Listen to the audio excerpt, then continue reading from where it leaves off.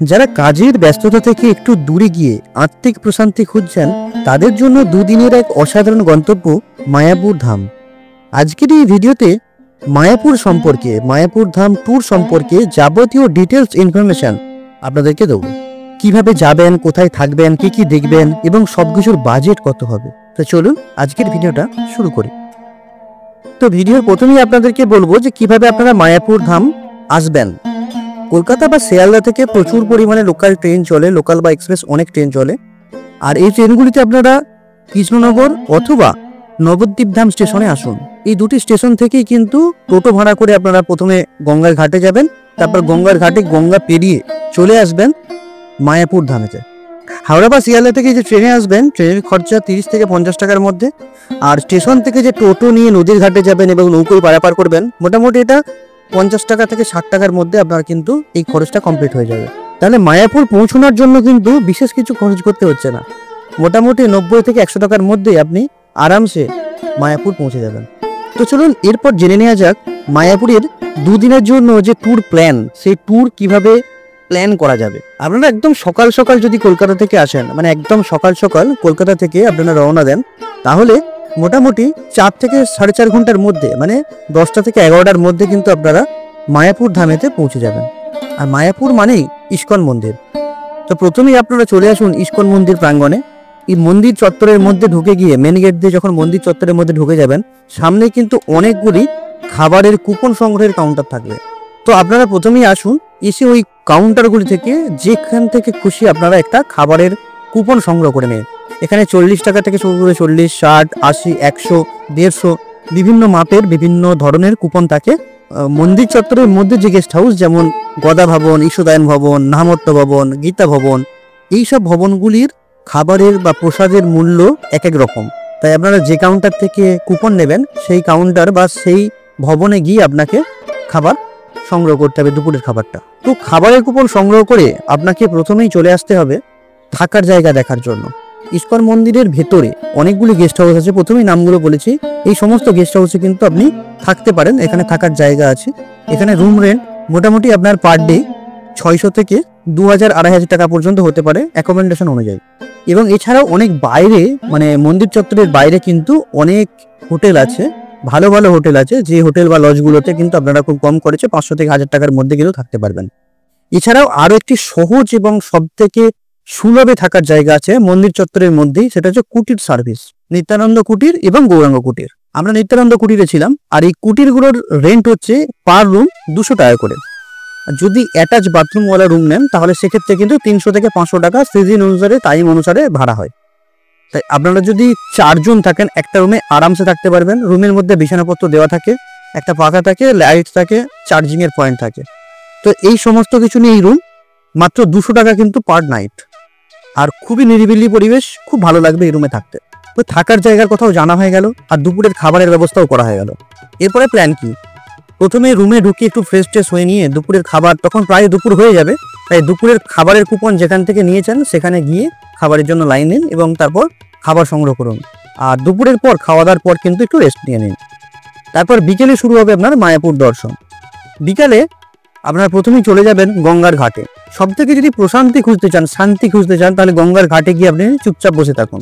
আর গঙ্গার ঘাটে গিয়ে বা গঙ্গার মধ্যে নৌকোয় করে কিছুটা গঙ্গা বিহার বা নৌকো বিহারও করতে পারেন।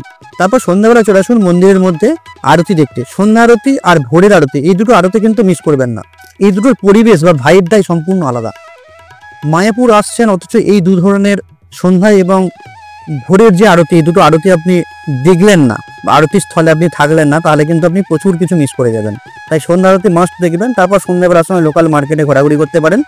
এবং এছাড়া আপনি যেতে পারেন প্রভুপাদজির সমাধিস্থলে, যে মিউজিয়াম আছে প্রভুপাদ মিউজিয়াম, এই মিউজিয়াম কিন্তু আপনি যেতে পারেন। এখানে প্রভুপাদের জীবনী সম্পর্কে অনেক কিছু জানতে পারবেন।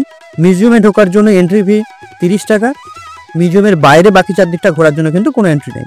মন্দিরের মধ্যে এবং এই প্রভুপাদের সমাধির মধ্যে বা মিউজিয়ামে কোনো জায়গাতে কিন্তু ক্যামেরা অ্যালাউ নেই, ক্যামেরা ফোন অ্যালাউ নেই। তাই ক্যামেরা ফোন কিন্তু আপনাকে বাইরের কাউন্টারে জমা রেখে যেতে হবে। বাইরের কাউন্টারে ক্যামেরা বা ফোন বা ইলেকট্রনিক্স গ্যাজেট জমা রাখার জন্য 5 টাকা করে আপনাকে দিতে হয়। আর জুতোগুলো কিন্তু ওখানে খুলে রাখতে হয়, জুতো রাখার জন্য কোনো পয়সা দিতে হয় না। এরপর রাতের খাবার কিন্তু আপনারা চাইলে যে কোনো ভবন থেকে বা অন্নদান কমপ্লেক্স থেকে ফ্রিতেও নিতে পারেন, অথবা যদি চান তাহলে মন্দির চত্বরের বাইরে বেরিয়ে আমিষ নিরামিষ দু রকমের খাবারই কিন্তু এখানে পাওয়া যায়, তাই সেই সব খাবারগুলো কিন্তু আপনারা খেতে পারেন। রাত্রে ঘুমিয়ে নিন, পরদিন সকাল সকাল উঠে চলে যান ভোরের আরতি দেখতে। ভোরের আরতি দেখার পর তারপর চলে আসুন গোশালা দর্শন করুন, এবং গোশালা দেখার পর আপনারা টোটো নিয়ে চলে যান যোগীপীঠ, শ্রী চৈতন্য মহাপ্রভুর জন্মস্থান। এবং টোটোওয়ালাকে যদি আপনি টোটোওয়ালার সাথে কন্ট্যাক্ট করেন এবং যদি আপনারা 4-5 জন থাকেন, তাহলে একটা টোটো 7-8 জায়গা মায়াপুরের আশেপাশে আপনাকে ঘুরিয়ে দেখাবে। সেক্ষেত্রে আপনার জন্য 250 থেকে 300 টাকা ভাড়া নেবে। তাই আপনারা চাইলে এটাও ঘুরে দেখতে পারেন। আর বাইরে যখন বেরোবেন তখন কিন্তু আপনারা ব্রেকফাস্টটা সেরে নিন বাইরের কোনো কাউন্টার থেকে। এখানে খুব ভালো জিলিপি আর পুরি সবজি পাওয়া যায়, তা এগুলো নিয়ে কিন্তু আপনারা ব্রেকফাস্ট করতে পারেন। এরপর আবারও কোনো একটি কাউন্টার থেকে আপনি দুপুরের প্রসাদের জন্য কুপন কেটে নিন। আমি বলবো একদিন সুলভে খাবারের জন্য কুপন কাটুন, বা গীতা ভবন বা গদা ভবনের জন্য কাটুন। আর একবার আপনি সব থেকে স্পেশাল থালি ইস্যুদায়ন ভবনে চলে আসুন। ইস্যুদায়ন ভবনে 150 টাকা মূল্যের একটা কুপন কাটুন। তারপর আপনারা দুপুরের খাবার খেয়ে নিয়ে একটু রেস্ট নিয়ে একদম সকাল সকাল মানে বিকেলের দিকে 3-4টে নাগাদ আপনারা কিন্তু বেরিয়ে পড়তে পারেন নবদ্বীপ ধাম দেখার উদ্দেশ্যে। মায়াপুর থেকে আবার নৌকোয় করে পেরিয়ে নবদ্বীপ চলে আসুন। এখানে একটি টোটো ভাড়া নিন। টোটো নিয়ে আপনারা কিন্তু 3-4 ঘন্টার মধ্যে গোটা নবদ্বীপ ধামের অনেক কটা মন্দির আছে, এবং নবদ্বীপ ধামেই অ্যাকচুয়ালি অরিজিনাল শ্রী চৈতন্য মহাপ্রভুর জন্মস্থান বলা হয়। তাই এই সমস্ত জায়গাগুলো কিন্তু আপনি ঘুরে দেখতে পারেন, এবং সেটা ঘুরতে ঘুরতে প্রায় সন্ধ্যে হয়ে যাবে। তারপর সন্ধ্যের পর পুনরায় নৌকায় করে মায়াপুর ফিরে এসে আপনার রুমে আসুন। রাতের খাবার বাইরে থেকে গ্রহণ করুন, সন্ধ্যাবেলার সময় লোকাল মার্কেটে কেনাকাটা করুন। এরপর রাত কাটিয়ে পরদিন সকালবেলার সময় যে যার বাড়ির উদ্দেশ্যে রওনা দিন। তাহলে দুদিনের একটা উইকেন্ড ট্যুর কিন্তু খুব ভালোভাবে আপনারা এনজয় করতে পারবেন এই মায়াপুর এবং নবদ্বীপ ধামে এসে। এরপর এই ট্যুর করতে গেলে বিশেষ কয়েকটা জিনিস কিন্তু আপনাদের মনে রাখতে হবে। প্রথম কথা, এখানে রুমগুলো কিন্তু সকাল 8টায় চেক আউট আর 9টায় চেক ইন। তাই সকাল 8টার সময় কিন্তু আপনাদেরকে চেক আউট করতে হবে। যদি আপনারা মনে করেন লাঞ্চ করে এখান থেকে বের হবো, মানে দুপুরের খাবার খেয়ে দুপুরের প্রসাদ নিয়ে তারপর এখান থেকে বের হবো, তাহলে কিন্তু আপনাদেরকে লাগেজ পিঠে করে নিয়ে বয়ে বেড়াতে হবে। আর যদি আপনারা রুম রাখতে চান তাহলে আপনাদেরকে এক্সট্রা একদিনের পয়সা দিয়ে কিন্তু রুম রাখতে হবে। যদি কখনো কোনো ওকেশনে আসেন, যেমন হোলি, শ্রী চৈতন্য মহাপ্রভুর শ্রীকৃষ্ণের যেসব দিনগুলো, জন্মাষ্টমী জন্মাষ্টমী করে যেসব দিনগুলো আছে, এইসব দিনগুলোতে, বিশেষ দিনগুলোতে এখানে যদি আসেন তখন আগে থেকে রুম বুক করে আসাই ভালো, কারণ এখানে এসে রুম পাওয়ার সম্ভাবনা খুব কম। তো সেক্ষেত্রে কিন্তু বাইরের দিকে আপনাকে থাকতে হবে। আর এখানের রুম বুক করার জন্য কোনো ট্রাভেল ওয়েবসাইটগুলো থেকে বুক করতে পারবেন না।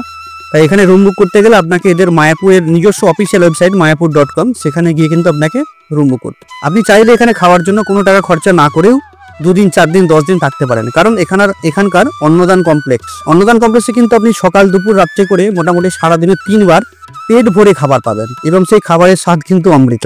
তো আশা করি আপনাদেরকে মায়াপুর ধাম সম্পর্কে অনেক ইনফরমেশন দিতে পেরেছি।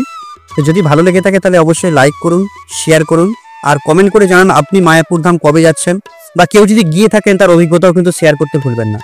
তো চলুন আজকের মতো এখানেই শেষ করব। টাটা বাই বাই, দেখা হবে এরকমই আরও একটি ট্যুর রিলেটেড ইনফরমেটিভ ভিডিও নিয়ে।